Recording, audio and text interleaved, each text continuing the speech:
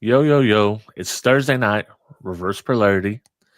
Your boy High Five Vega, joined as always by the man, the myth, the legend, Dean Bayette, 5-star car Hi. stereo, Smash Wars Productions, um, top 5 car sales rep of the year, Sales Pro. Yeah. sales pro. Yeah, there we Yeah. go. Sure. We'll go with that. What else can we add to the list? I'm not one of those guys. I'm not one of those guys.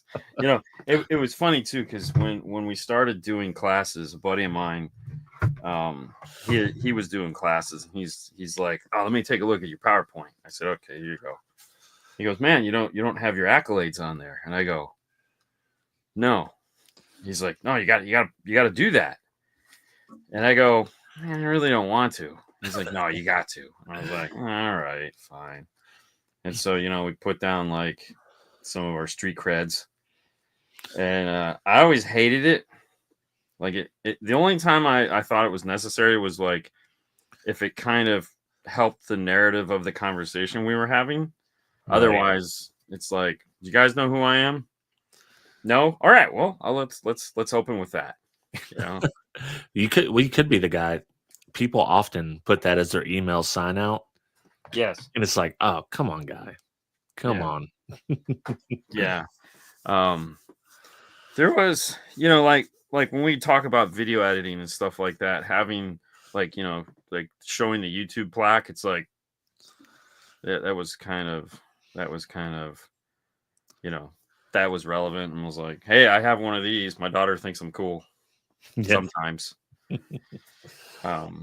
But yeah, I try not to, because it's not always relative to the conversation is how I always looked at it.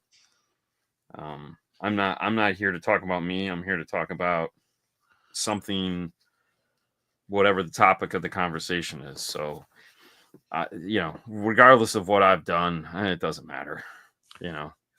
I wish I would have made a banner for this. Let me see. We don't have a good one. Oh, here we go. Yes, we do. Dean teaching moment. Well, okay. So it's all right. So it's funny. When I do PowerPoints,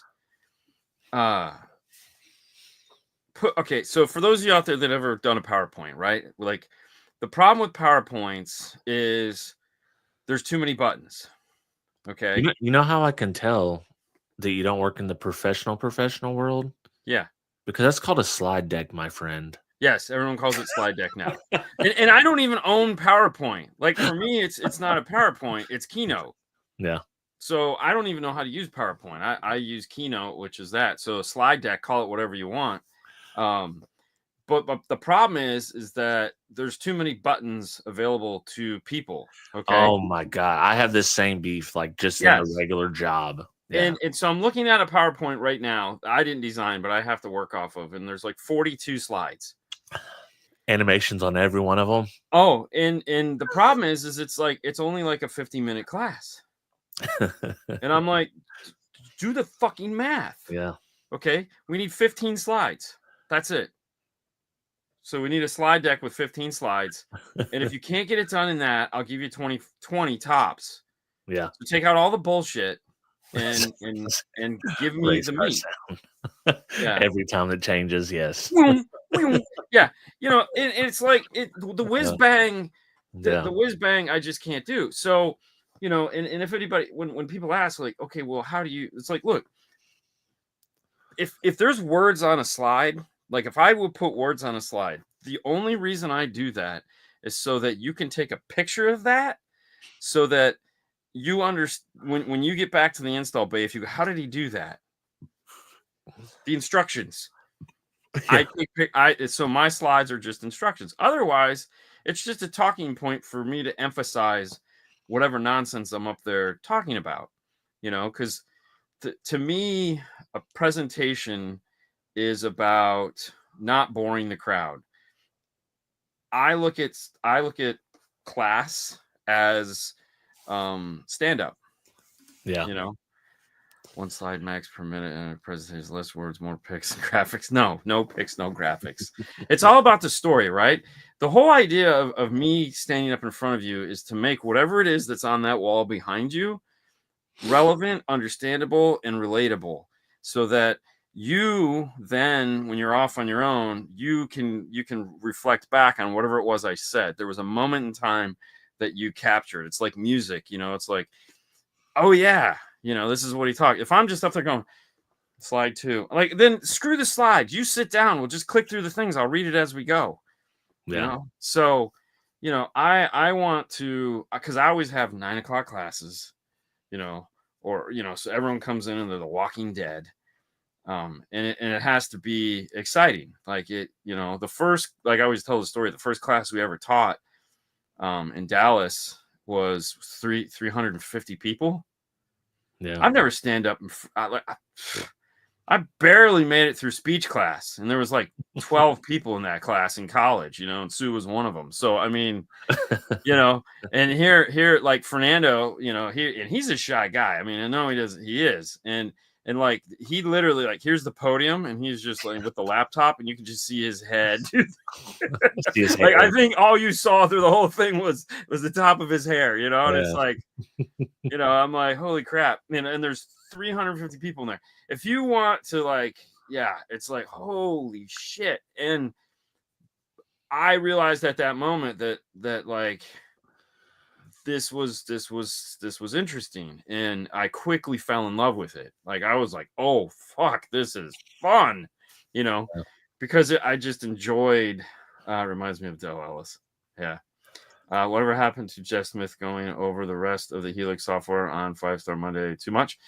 So we got through the little portion we did, and he's going to come back right now. He's out in at the headquarters in Arizona, and they're doing dealer meetings and stuff like that. So they're talking about new products and all the stuff that's going to happen in 2025. So after that, I don't know. It'll probably be after Knowledge Fest, but before Master Tech, we'll have him back on, and we'll talk about some more stuff, because there was some new updates that are coming out, and the stuff that we talked about is relative. It's not changing. So, you know, if you're a Helix person, that was a much better conversation to have. Is this the first time Jeff has spoke to Helix software on your Yes. channel? I figured, yeah. And he covered the hardest topic, which is input-output settings. Yeah. So, in the whole nonsense. But anyways, but yeah, so standing up in front of people and trying to get them excited about something, we're really good at it. There's definitely that. But when I have to work with people, I have to work with the right people. Like, working with Matthew is always fun. Yeah. So, like, I've worked with Matthew Palumbo from Audio Control, and he and I had a real good chemistry. Eric Russell of Rockford, we've worked together a bunch of times, and we understand. Like, Eric, I just play to Eric, so Eric understands what I'll say and what I can do, and, you know, because I know the rules. So, you know, he'll do his thing, and then I'll come in and follow it up, and it's almost like the audience looks at Eric, and then he stops, and they automatically turn their heads to look at me, you know. And it was like, what did he just say? Oh, Dean's gonna explain it, you know. And there again, it's all about the story, right? Case in point, examples, real life experience that these guys don't have anymore. So we can bring that relatability to the conversation. Plus, I'm extremely charismatic that early in the morning. So I know people might find it hard to believe, but yeah. I mean, well, you know, when we use PowerPoint, you know, during work, it's just totally different use case. Like, we're trying to get a ton of information out. Yeah. What happened this month, this year, this month. Which is terrible though, because it's like, just put it in an email and I'll read it. You know what I mean? Yeah. But they don't accept that. That would be my preferred too. Yeah. But the bosses is like, no, we need to present this. Right. And there again, I feel that there's different types of PowerPoints, right? And I've always tried to design the type that there's knowledge here to be had. Mm-hmm. And the presentation has to, like, I'm not up there telling you numbers. Like, I refuse to tell you numbers. Like, Fernando's like, The girl they have now that's teaching social media and Facebook and stuff like that, which I'm like, she can have it. You know, I'm more interested in teaching the process. Like I Right. want to teach you how to take a picture. I want to take you how to shoot a video. I want you to understand why videos suck and why videos are great. What makes a great video? What makes a sucky video? You know, what's relative, what's not relative, how to tell a story, how to make a fucking sentence on a video that makes sense. These are all things that, you know, when we, you know, when everyone's like, oh yeah, we create a ton of videos, and these are always those things that are constantly there. It's like, you know, when you're like, for example, the Nissan video just came out this last night, and I edited it last night and came out today, and it's like, you know, you're putting together this string of shit that happened over 3 days, and it's like, you might say the same, like the cuts, there's tons of cuts go into the trash, and I'll say something, I'm like, that's not right. I'll say it again, and then when I listen to it, I was like, oh no, I had it right the first time, and then I'll be, oh no, this is why I changed it, because there's a spot later on that these two don't make sense anymore, you know, and so you have to go in and fix that. You know, prime example, I just did some other, I had to watch other people's videos, and it reminds me of how bad people are at editing videos. Well, and it's the setup too, because once you've done it long enough, you know that I flubbed this line, but it doesn't matter. I keep going, and then Yeah. I'll just cut it later. If you let that stop your action, which a lot of people do that haven't done video, Yeah. now your train of thoughts all the way off. You're trying to do it a certain It's way. the worst. It's You the worst. just keep going, and you cut out what you need. Just do extra. Always have extra. Say Yeah. an extra word. It's funny too, because like when Paul will come in and interrupt, Yeah. yeah, and I'll just be like, I don't even know where, like, he'll come in right in the middle of a scene, and you're just like, Yep. I don't even remember what we were talking, and I have to start all over again. Yeah, And you it's do. like, dude, you know, Because you already have in your mind, once you've been doing this, you Yeah. know what shots you need, you know what Oh, you yeah. need to say, what you want to say, and you just spill it out, and you may say 10,000 words. It doesn't, they just don't, they're on the cutting room floor, Oh, but they're 100%. there in case you need them. Yeah, and Vera is funny because he's talking about thinking words. Oh, who cares about those? As long as it's not live, but in a So, video. well, all right. So here's a funny one. You know, thinking word. For those of you guys who don't know what thinking words are, thinking words are words in a conversation that when two people are talking, they have, because they disappear. So if, like what I just said, so if that is a pause, like if you watch Barack Obama, regardless of your political affiliation, he spoke with thought, meaning anytime he would say a word, it was the right word to say, and he would pause, and it would be uncomfortable, and people would be like, you know, and you were like, whereas most people don't do that. Most people, when they're talking, they will say, yeah, and so here's what I'm thinking is, we should really do this thing. Okay, so that sentence is terrible for a video. It's perfectly acceptable in a conversation, but it's terrible in a meeting, like in a slide deck presentation. Yeah. That just shows that you didn't do your job. You don't know what it is you're saying, and it's like, ugh. So in a video, those things, those things are very hard to regulate. And when we shoot a video, I know I'm going to say them. It's impossible to be thinking about what it is you're supposed to. It's impossible to be the director, the creator, and the installer all in one and not say and or what we're going to do, or here's what, or but. Sometimes they'll work, but most of the time they won't. And so when you're editing, I always will listen. I'm listening to myself talk. Okay. And I'm also thinking about what I'm getting ready to say next. Try doing that sometime and record yourself. It's a fucking pain in the ass. Okay. Okay. See? And so what I'll do is I always like to say, okay. It's kind of like my clap. Yeah. I'll say, okay, pause, and then get on with the conversation. Two things. One, I know I'm always going to say it. So I know that's when whatever I was thinking started. And two, I know I got to edit that shit out.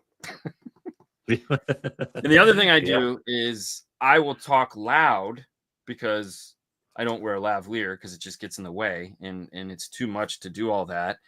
That's why it's always POV, because the camera we use, 3 feet, most cameras, phones, cameras, whatever, 3 feet, you don't need a lavalier as long as there's not a bunch of noise around you.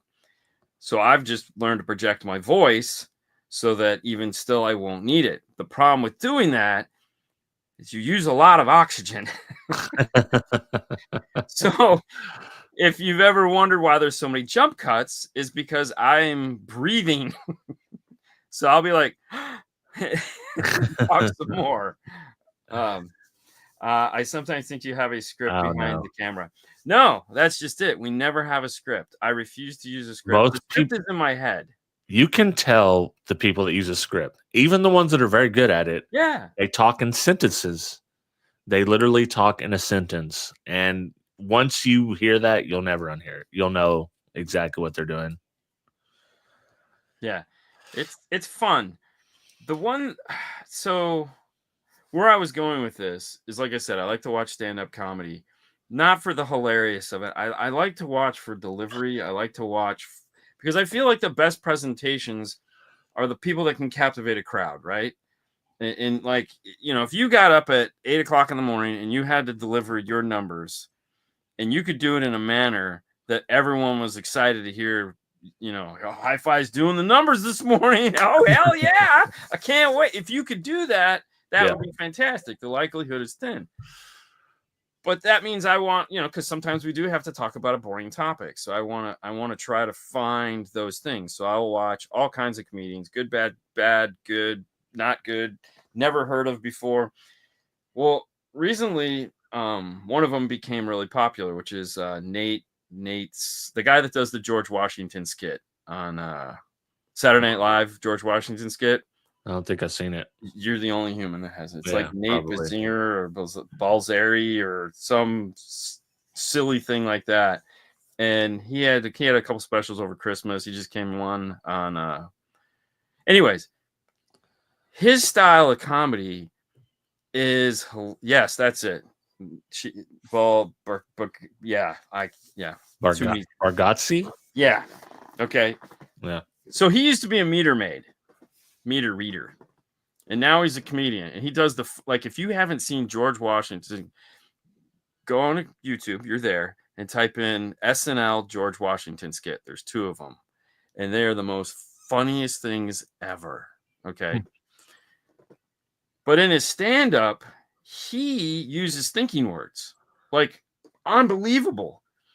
But he's a master of them by accident, I think, because he uses them in a way that everyone expects them to be used, but they're fucking hilarious. So, deadpan won't work in car. Deadpan will not work in car audio, 100%. Yeah, I believe CCA versus OFC. No, deadpan does not work in car audio. Oh no, and there again, you also comedy doesn't work in car audio. Okay, there is a fine line between being entertaining and being educational, and then realizing that you're in the church of car audio, so you can't. It's tough. Yeah, but they take the most ridiculous topic in the world and try to make it the most serious. Like it's a car audio guy.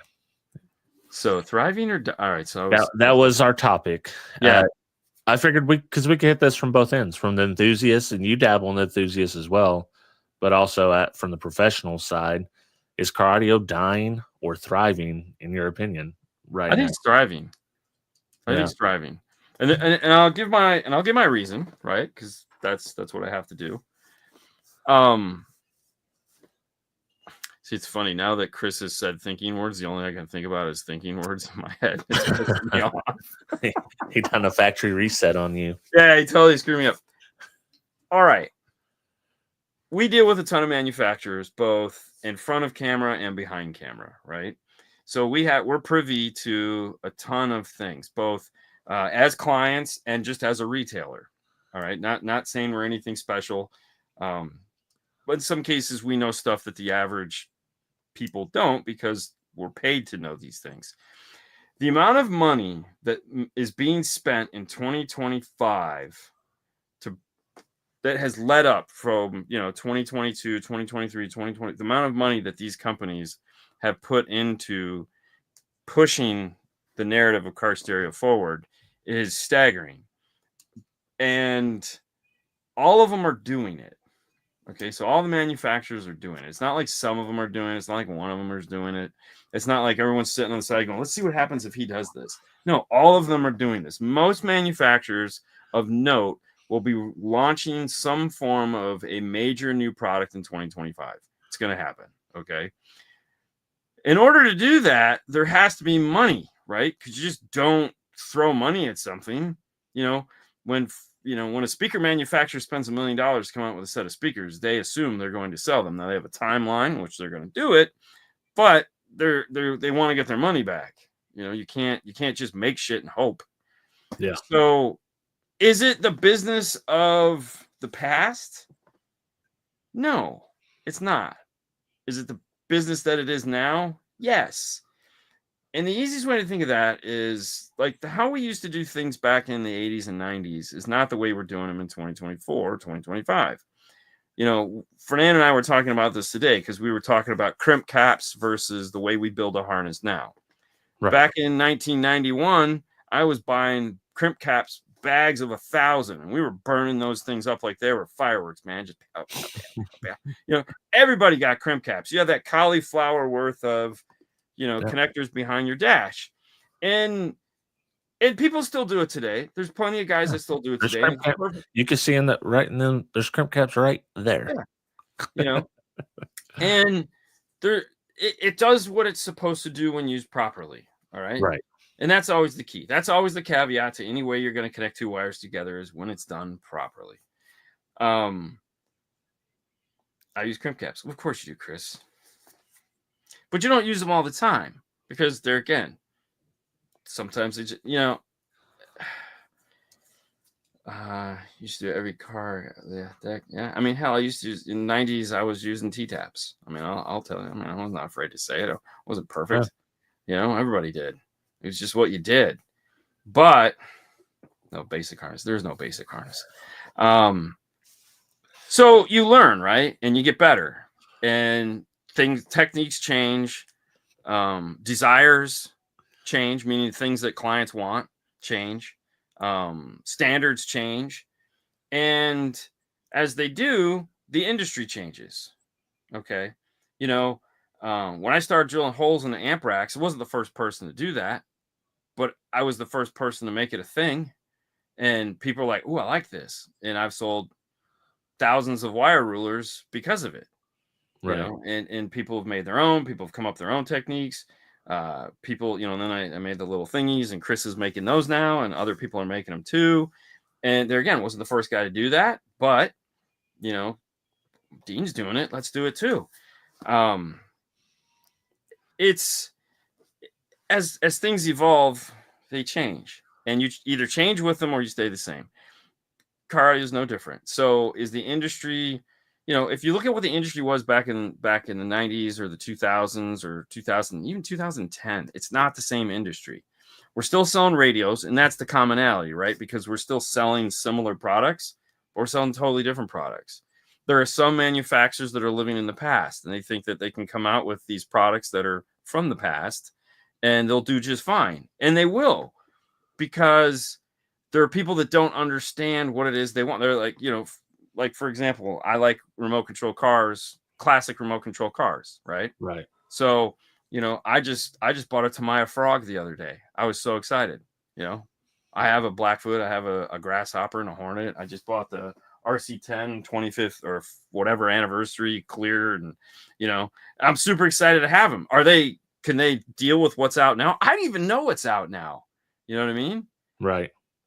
So that's, those people are going to buy these things, or people that just don't care, So is it evolving? Yes. And by doing so, I think that's why it's thriving. Some manufacturers doing better than others. And I think we're seeing a very mature industry now because, I mean, think about it. You had Garmin, a $400 billion company Yeah. bought JL Audio. The fact that they even know what JL Audio is, The fact I that mean, Garmin was still even around at this point after their well, yeah, but there again, they Yeah. were smarter than we all knew. We Oh, all yeah. thought they were making these little stupid things. That wasn't even their industry. Yeah. You know, it's like, oh They were shit, mapping everything. Now they're making health and fitness stuff, and they just yeah. So, I think it's thriving. I think, but there again, in order to be, industries have to change, and manufacturers have to evolve. Customers have to come with it. This is one of those industries. This is one of those industries where the placement of where our products are supposed to go, meaning cars, they have always pushed back on us. Yeah. Okay, which doesn't make any sense. Like, I was talking to a Ford mechanic the other day, and he's like, there's a pair of them that came into the shop, and they were like, bro, 2025 Mustang, like you can't do shit to that car. You get a 5.0 and you want to put a supercharger on it, you got to change the whole body control module. I was like, really? He goes, yeah, you can't even crack that thing. I said, you're kidding. He goes, no, man, Ford's got that locked down. He goes, that forescan stuff you guys always talk about, people using, he goes, we have access to none of that crap. And if there's a laptop in the service bay that has forescan on it, whether it be in somebody's backpack or wherever, said, no, that's like that. You're not only going to get fired, the place is going to get fined. Like that shit isn't even, like, you can't even bring that on the property. I was like, really? He goes, oh yeah, like that's a big, like there's like you sign a fucking thing that says you will not have this on anything, and it's like, wow. Damn. He's like, now don't get me wrong, I have it on my laptop, but that's at home. I have to use it all the time. And I'm not going to say that a car has left the service bay and might have gone on a test drive that went by my house so that I can fix some shit. Yeah. I'm like, are you serious? He's like, oh yeah, it happens all the time. I was like, wow. He goes, oh yeah, guys will take shit out for a test drive, and they'll have their laptops out there, and they'll fix the shit, drive it back, problem solved. And I was like, oh fuck, Damn. yeah. I also think it's thriving, but I do have some caveats. Yeah, of course. Just from the enthusiast part. One caveat is, before talking to you and other people in the industry, before I really started doing YouTube, yeah, if someone would have told me there was still as many installers as there are out there today doing installs, regular installs to high end, no way. I would have thought maybe 10% of what's actually out there is still out there, just because of the area I'm in, basically. Because we literally have, like 2 cardio shops. That's it. Whereas we at one point had 6. But right. That's one facet of it. The other one is to like actually get to like kind of see how Kicker works and how big their operation is. So that kind of opened my eyes up to, like, whoa, they're actually selling a lot of stuff to a lot of people that I don't see, a lot of people that aren't just enthusiasts here on YouTube.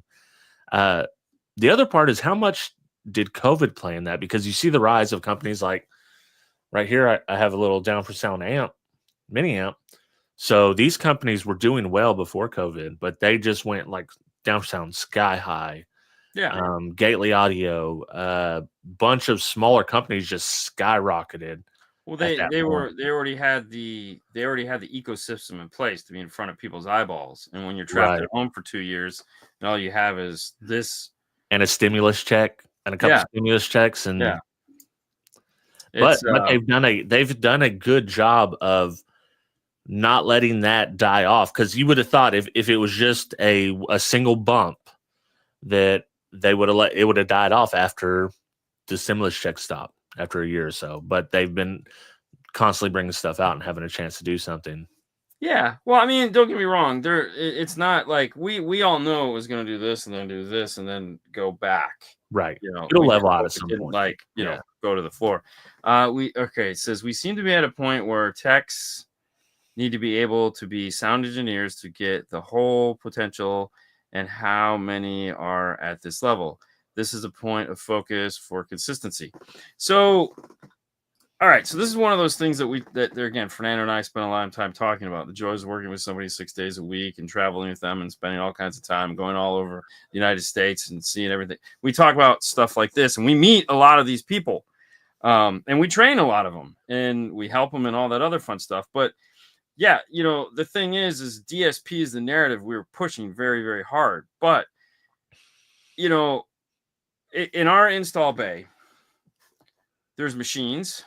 There's tools, there's hand tools, there's machine tool. Like, as I even said this to him today. I said, if you would have told me that, because he's over there, I have him dealing with Fusion 360 because I got enough shit on my plate. I need him to figure it out so he can go, no, just do this. Like, I know 2D CAD. Like, I can draw shit in 2D CAD. Yeah. Faster and more. Like, I can.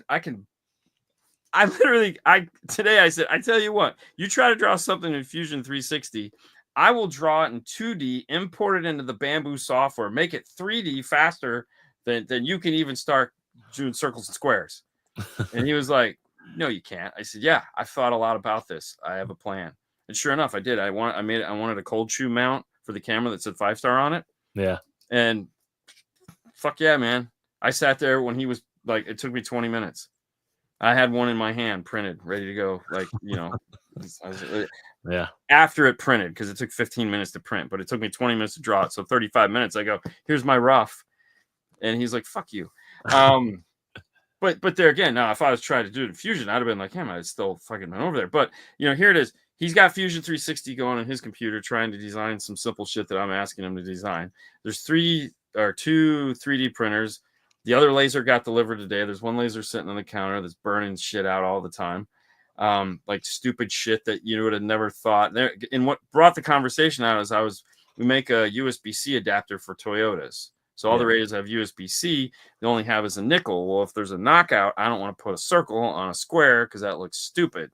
So we cut one out of acrylic, and it's a stack fab that we make. We glue it together and we pop it into place. It looks gorgeous.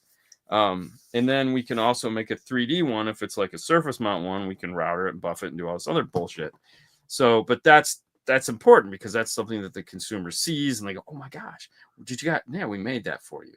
And they're like, oh, that's so cool. So, and I go, if I would have told my old boss, my old employer, hey man, you need to charge for it. He'd have been like, are you out of your mind? Right. Like, no, we're not doing that. I mean, back in the 90s, like anytime every year I'd have to go and do cost analysis of what it would cost us to do a basic install down to the butt connector. Like I would literally have to put a list together because he didn't know anything about the install bay, kind of like Paul. So I would have to put a list together, everything that we used in the install bay to put a basic amp in, put a 4-channel amp in. 5-channel amps didn't exist. To do a 4-gauge install versus, and then how much is it to do 2 amplify? Like it was like a week's worth of shit. And I'm just like sitting there like a penny, 5 cents, and at the end it was like, okay, so before labor charge, this is dead cost. And if an RCA changed, holy shit, you had to do it all over again. And this was like pad of paper shit. This wasn't what if I told you I spend 80% of my days doing exactly that? Well, yeah, cardio, but but this is pre-computer, so right. this was before spreadsheets, man. Yeah. This is literally like drawing a graph on a paper and writing shit down and going, okay, getting could you fax me over the fucking price sheets? Yeah. It's like, then it's like not like because it comes on the thermoplast and you're like, this fucking sucks. So yeah, I mean the whole industry is different, but as far as an installer goes, the that's the 911 Raptor R that everyone wanted to tell me how much one of those cost because I don't care. The guy, the owner's like, the guy that was tuning my car, he kept telling me how he went to school for this. And I'm like, well, what school did he go to? I mean, like a knowledge fest is great, but it's an hour class. It's an hour and 10 minutes. It's not like you're going to leave after an hour and 10 minutes to know how to tune a car. I mean, it's like you have to spend hours and hours and hours and hours. And then right when you think you've got something, you start over again. You need to spend hours more, or they do a software update and totally screws up your workflow, or you have a different, like, you're using an audio control and then you have to go use an ARC, and then you have to use a Moscone, and the ARC and the Moscone have features the audio control doesn't have, and you're like, shit, oh yeah, right. Sorry, I have to do this differently with this one. It's like being a mechanic where all that stuff's in a book, right? But it's not like being a mechanic because all your stuff's not in a book yet. Right. But having the experience to know how things react, that's not in the book. I mean, it takes time.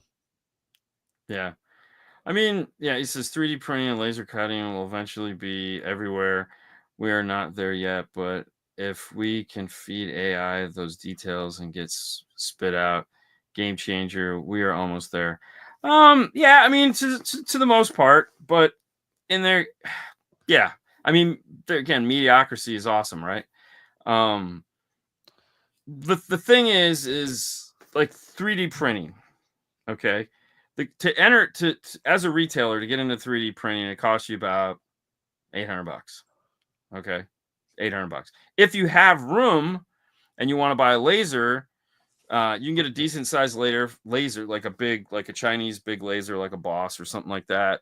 For like 60-watt laser for $2,400. Then you're gonna need some air and stuff like that. So most shops already have that kind of stuff. So for about $3,000, you can get into a laser. They do totally different things, and they do some overlap. But understanding how to use them is key. So a lot of the 2D stuff that you do with a laser, you can still do with a 3D printer. A lot of guys do that, and at least get you started in the thought process of what you can do.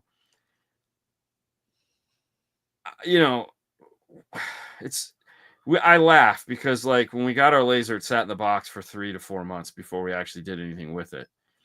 Now the thought of going without it for 24 hours is enough to make me I want to quit. It's like I can't do it. Yeah, I can't do it. The freedom that it gives you it's unbelievable. Like today, we needed an 1/8-inch spacer. That was it. I just need an 1/8-inch spacer. Sure, I could go over to the router and I could grab my circle templates and I could bang one out, but literally it's already in the file in the computer, and it takes 1 minute and 30 seconds to spit out a perfect, drilled holes, done 1/8-inch spacer. I just go and go, and I go take it out and I go, here you go. Like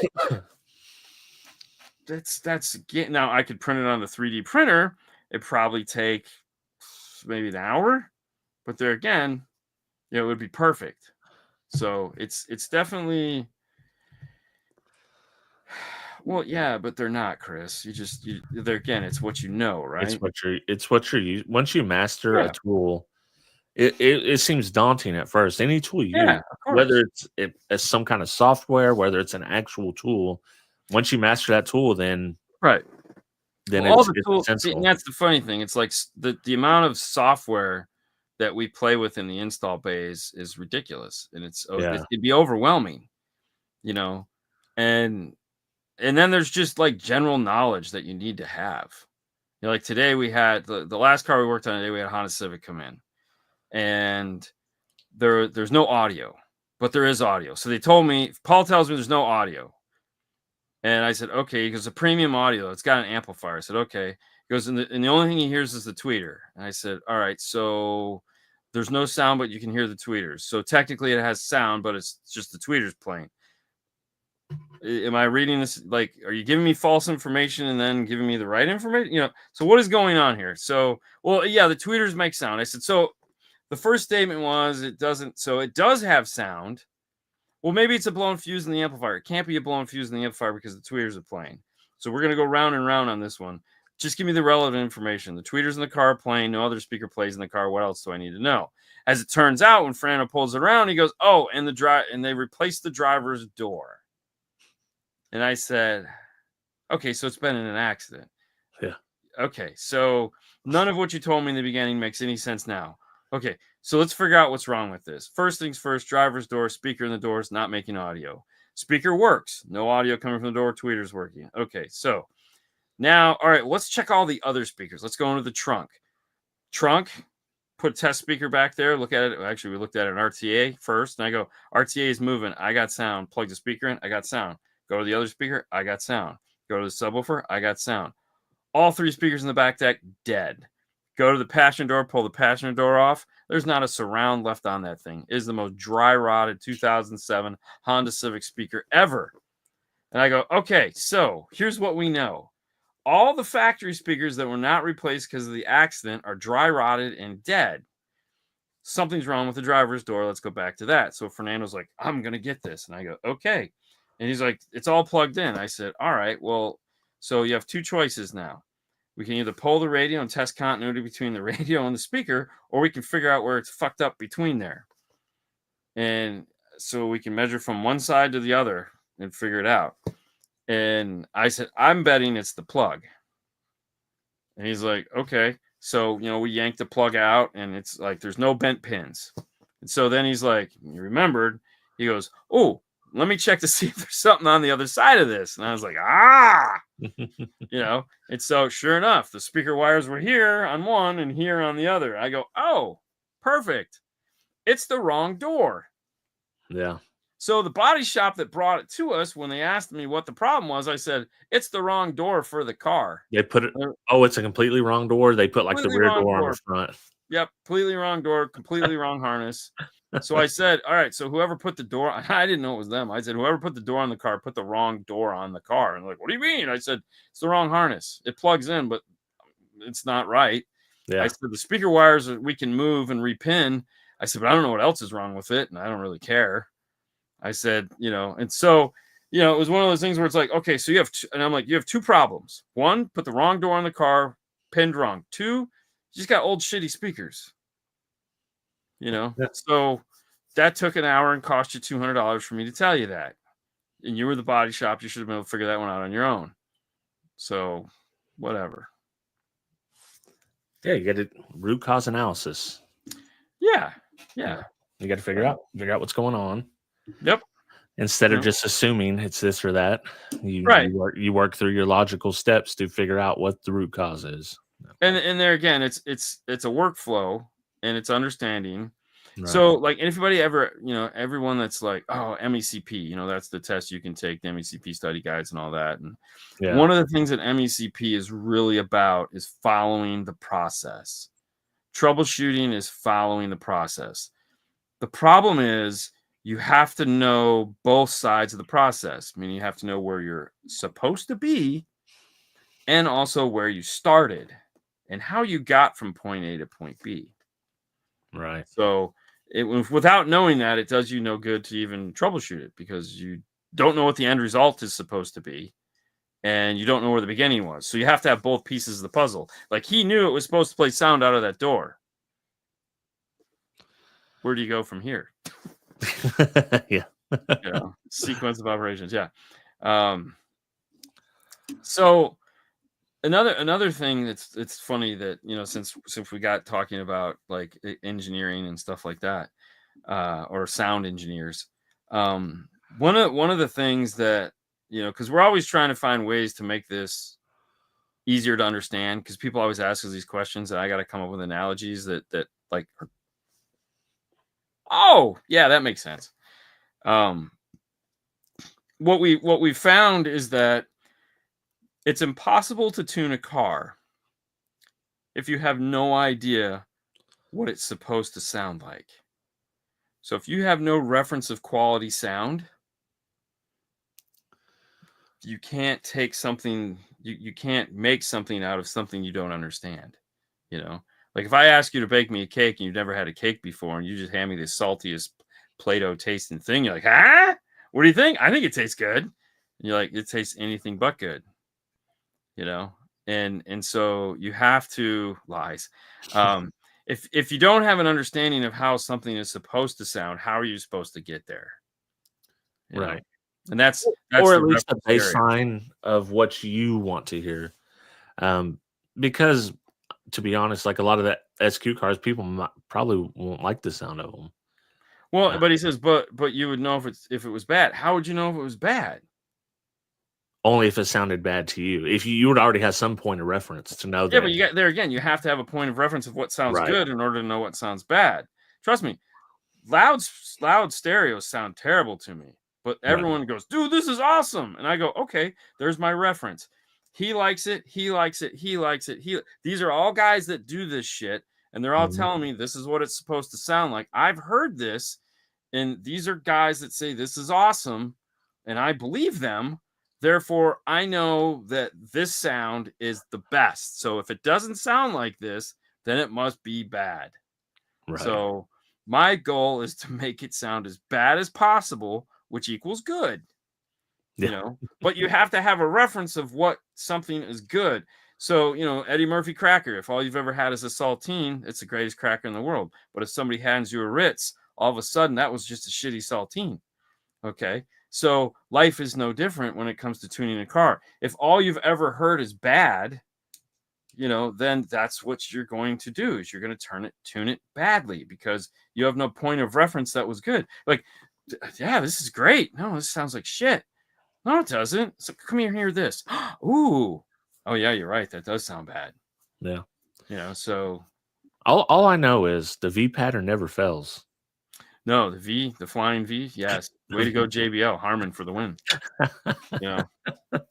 That was the reference back and standard back in the day when I had no idea about actual car audio. Like, oh, this is what everyone does. It's got it. Yeah. It's gonna be good. So a lot of people equate loud as good. There's definitely that, but sound is not as subjective as you would think. We've covered that before. And the reason why we know this, and this was a test, is that Brian Mitchell's Cadillac has been all over the country. All right. And thousands upon thousands of people have made their way through Brian's Cadillac. And I've yet to hear anyone say that sounds anything other than spectacular. Okay. And these are all walks of life, all different types of people that know good, people that don't know good, people that like louds, people that don't like louds. And they all say this one car sounds incredible. So that would take out the subjective side of things, other than there's a subjective group of people that all agree that this one sounds amazing. So is sound really subjective if we can all agree that some point of focus is amazing? That would be no. Then sound isn't really subjective, and all of us in our heads have figured out, ooh, this one. We want this one. Yeah, beats and bows. Yeah. Audiophiles hate beats and bows, but everybody else in the world loves them. Yeah. So it's pop music. It's literally pop music because it's popular music. Yeah. And it's like some of the most listened to. I'm not a pop music hater. I actually enjoy a lot of pop music. But a lot of people do not enjoy it. And whether it's being hipsters or not, it's just there is a kind of consensus on what people like the most. And I mean, you're drinking a Pepsi right now. Yeah. Because I'm like Brian, but with real sugar. Yeah, you should just burst into flames because like Pepsi is sweet, just disgusting tasting toilet water. Yeah. But to some people, it's the most like Coke is like acidy shit that leaves your mouth tasting like somebody just took a dump in it. I actually prefer Coke. I used to be a Coke Nazi, where that's the only thing I would accept. But I opened my brain once this started being like $3 cheaper. When I buy it. I just don't buy it, and then it doesn't really matter. No. But since we're talking about Brian and his Cadillac, he's a cherry Pepsi drinker.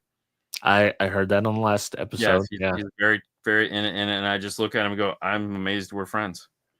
I'm with him, man. I'm with him. I can't do it. Pepsi is life. Pepsi is disgusting. Well, but the reality is I really don't care. I'm 100%. I have no horse in this race whatsoever. If I'm at a restaurant, I'm going to order a water. Sue will always order whatever is diet. Which is always still find funny. And when I'll look at the brown syrupy water over there and I'll be like, I have a taste in my mouth that I need to get rid of, and water is not going to do it. I'll just grab that, take a sip of it. It'll solve my problem. I'll be done. She'll give me a scowl because I just drank her stuff. And I won't care. And honestly, to me, I couldn't we did the root beer challenge with Haley. It all tasted the same. And she's over like, this is dad's. And I'm like, how do you know that? Like, I have the worst taste buds on the planet. You know, you give me a Pepsi, you put it in a cup. Like, if you do the Coke challenge with me, I'm going. Oh, you'd know right away because But I wouldn't Pepsi know is what is sweeter. which because I have no point of reference. You know, I have no point of reference. I don't really. But the thing is I don't mind either one of them. Fuck, I'll drink Czech Cola. I don't give a shit.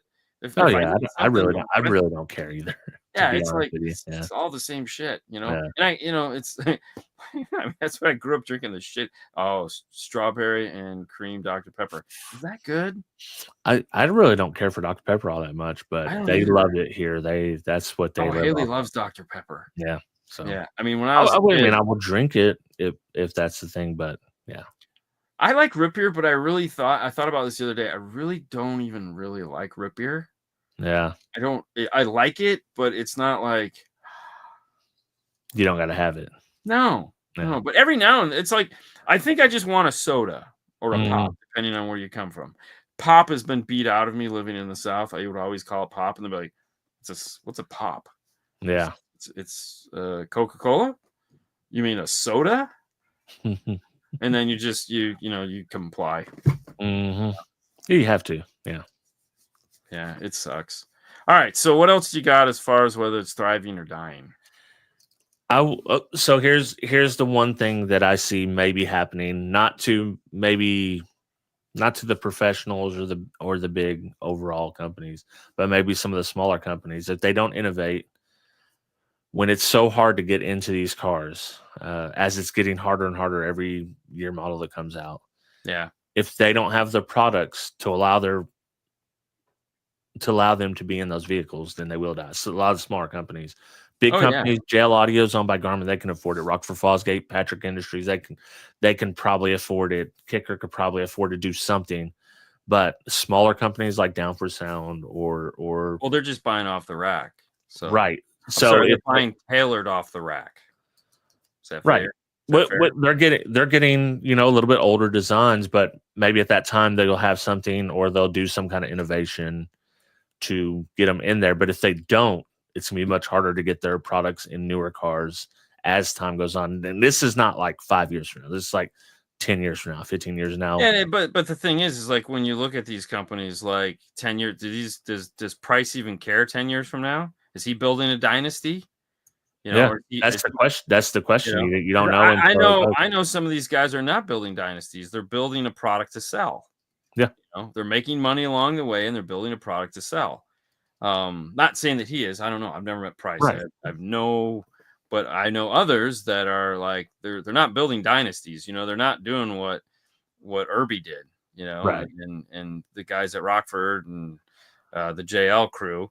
But even them, they built their dynasty and then they gave it away to somebody that's gonna tear it apart. And And it's like, we've seen it happen. We've seen it oh happen yeah. I to mean, we know it's gonna happen. all the Maxonic stuff and then the DI buyout and I would equate a lot of these smaller companies to companies like Down for Sound now, like Yeah. Extant and stuff. They were a small company. They had some idea of what they were doing. Can they survive it and make it through? MTX. Yeah, Well, Extant had money because they were my tech group. they were my So, tech, right? But they didn't last very long. well, so here's what there again, they saw the writing on the wall, Right. and they moved, they shifted, because they got into government contracts and been building audio systems for government complexes for years, Yeah. airports and buildings, and Yeah. like, they went in a totally different direction. Right. Which is why I didn't know they even existed still until I see a dyno video from Derek. Right. I'm like, trust me, when I make amps, like, whoa. what's his God? Caesar. His name is Caesar. So there's Yeah. the rep, the guy that works for MTX is a gentleman named Caesar. Really cool dude, big into cosplay. Anyways, not important. We ran into Caesar when we were at Jay's tent in Dallas, and he introduced himself as Caesar. I work for MTX, and I go, wait, who? It was MTX. I said, like, really? He goes, yeah. And that year they had a huge showing at SEMA. Like their booth was just as big as Rockford's, and I was like, just like, this is MTX. Like, what the hell is going on here? Like, who's buying this stuff? Yeah.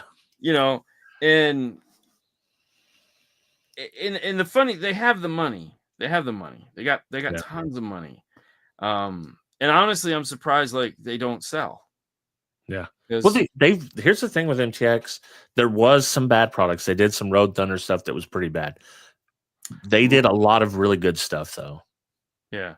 No, I think Baystat TV called it right. Are their dynasty building days over? Is that even possible anymore?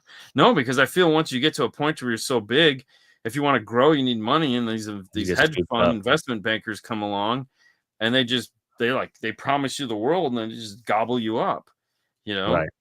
Or as you're getting bigger, someone comes along and is just like they absorb you into their fold. They take what they need, and the rest of it just becomes Which is this is exactly why I mentioned downtown so much, because they're in that spot. yeah. There's a lot of smaller companies that they don't deserve to even be in that conversation yet. Oh yeah. So, Oh no, so I could see a Sonic Electronics coming along and buying it down for sound in a minute. right, yeah, You know, just and like Sundown got bought, yeah, by Excess Power, right, who owns, they're slowly building up a catalog of stuff, right. and And they there again, like those like that whole group of of those guys, Sonic Electronics, because those guys, Sonic Electronics owns Allen Edge, they own NPX Sonic and Electronics, they own Diamond, Sur Vega, they mhm, own they own a bunch of stuff. It's a whole family. I yeah, could see them, they own MVX. I could see them coming along and buying it down for sound in a minute because it's not as popular as their MVX stuff. So it's not like they do away with MVX. They just have a higher end brand. They pump a bunch of freaking money into it. right, yeah, He's got distribution. They really don't need it, but they'd probably keep it anyways. And that would get him into Basehead overnight. right, yeah. They got the money. That's what they're sitting there like, because they're tapped into the base head connect, right? So if anyone wants to get in, Right. and has some pockets, I don't Right. know if he would ever sell it, but thanks, Yeah. base head, appreciate it. But that's the thing, though. I mean, and they wouldn't even have to get rid of price. They just buy Right, it yeah. and keep them for a while, and then What they eventually, call it, acqui-hire. That's how yeah, you acqui-hire somebody. yeah. They like they did that with Alex for like a year, Mhm. year and a half, and like you knew, dude. It's MTX is still owned by the same company. It's my Yeah. Tech Group. And now his son, why can't I think of the original guy's name? Lloyd Ivy. Yeah, Lloyd Ivy. Yeah. Yeah. So, Still has all his cars. I want them to make a museum. that'd be cool. That would be Dude, really cool. MTX, like, I have a pretty fond memories of MTX, even though I wasn't huge into them. Right. I did have like certain products they had, like the 225HO was an absolute monster. I had some Black Thunder 7000 series. I had a bunch of extant. I was a huge extant stan. Even though looking back on it, the stupid ass little jumpers you had to put in, that was way terrible. worse than Orion. It was way worse than Orion. Oh no, Extant was a science project. And you could literally blow your amp up. Oh yeah. Dude, Easily. I would get so, it was the first amplifier. I'd get so pissed when we'd have them come in. So Yeah. I'd be like, this is not our style of amplifier, man. We're gonna destroy this thing. I'm like, this is terrible. Like, you got to take the cover off and expose the circuit board. Yeah. Why? Who thought of this? It was like the pop top No. era of Orion. That was So if anybody wants to know about MTX, John there is covered all the bases for us. Thank you, John. But yeah, it's you see the products everywhere. Yeah. They have so much money. They don't even need to be doing this. They're just doing it for fun. Yeah. I love that. I think that's great. It's like, you don't need to do it. We'll do it anyways. You're like, okay. Yeah. And like I said, most of the stuff I've had from them, I've been pretty impressed by. Even up to the newest stuff I've used. Besides, like I said, the Road Thunder. There's a lot of Road Thunder that absolutely was just trash. I mean, it was built for a market, and that's what it served. Yeah.